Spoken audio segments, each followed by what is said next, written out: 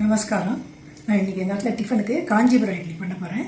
அதுக்கு என்னென்ன சாமான் வேணும்னு காமிக்கிறேன், வாங்க பார்க்கலாம். இந்த வாழைத்தில் 1.25 டம்ளர் புழுங்கலரிசி, இட்லி புழுங்கலரிசி வச்சுருக்கேன். அதே அளவுக்கு பச்சரிசி வச்சுருக்கேன். அதே அளவுக்கு முழு உளுந்து வச்சுருக்கேன். இது மூணையும் ஊற வைக்கணும். அதுக்கப்புறம் இது போடுறதுக்கு கடலைப்பருப்பு, மிளகு, ஜீரகம், சுக்கு, முந்திரி பருப்பு, பெருங்காயம், உப்பு, தேங்காய், நெய், தயிர், நல்லெண்ணெய்.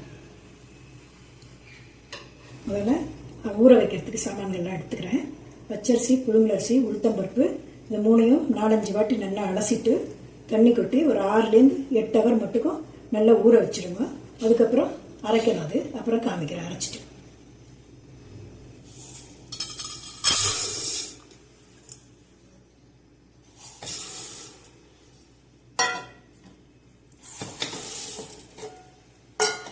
மூணையும் ஒன்றா போட்டு சேர்த்தியே ஒன்றா போட்டு ஊற வைக்க போகிறோம். ஊற வச்சு காஞ்சிபுரம் இட்லிக்கு ஊற வச்சது எல்லாம் இந்த மாதிரி இதில் அரைச்சி வச்சுருக்கேன். உப்புலாம் ஒன்றும் போடலை. கொஞ்சம் மெலிஸ் ரவை மாதிரி அரைச்சி வச்சுருக்கேன் பாருங்கள். இது மாதிரி இப்போ இதுக்கு வேணுங்கிற சாமான்லாம் ஒன்று ஒன்றா போடலாம். முதல்ல தேவையான அளவு உப்பு போடுறேன். கொஞ்சம் பச்சை பெருங்காயம் கொஞ்சம் போடுறேன். கருவேப்பிலை கொஞ்சோண்டு போடுறேன். பச்சை கடலைப்பருப்பு கொஞ்சோண்டு போடுறேன் ஊறுறதுக்கு. இதில் ஊறிக்கிறது. அதுக்கப்புறம் நல்லெண்ணெய் குத்தி கலந்து வைக்க போகிறோம். சின்ன கரண்டியில் ஒரு கரண்டி நல்லெண்ணெய் வச்சுருக்கேன்.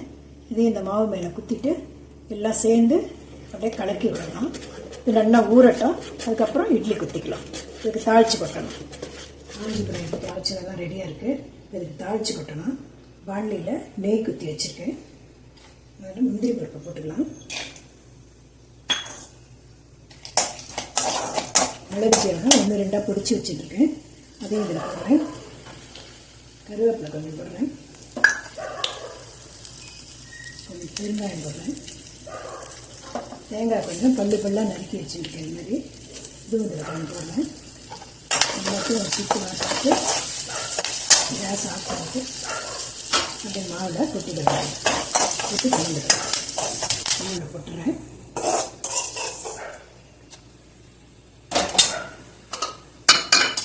போட்டு புளிச்ச தயிர் ஒரு கரண்டி குத்திக்கலாம். மேலே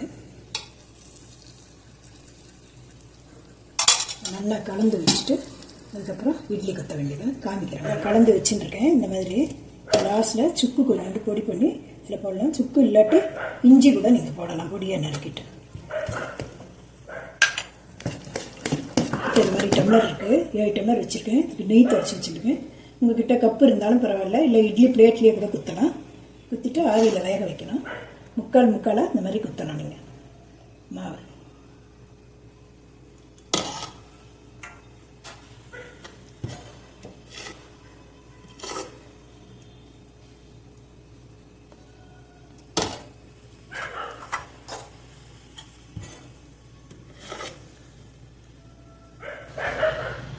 இந்த மாதிரி மாவெல்லாம் குத்தி வச்சுருக்கேன்.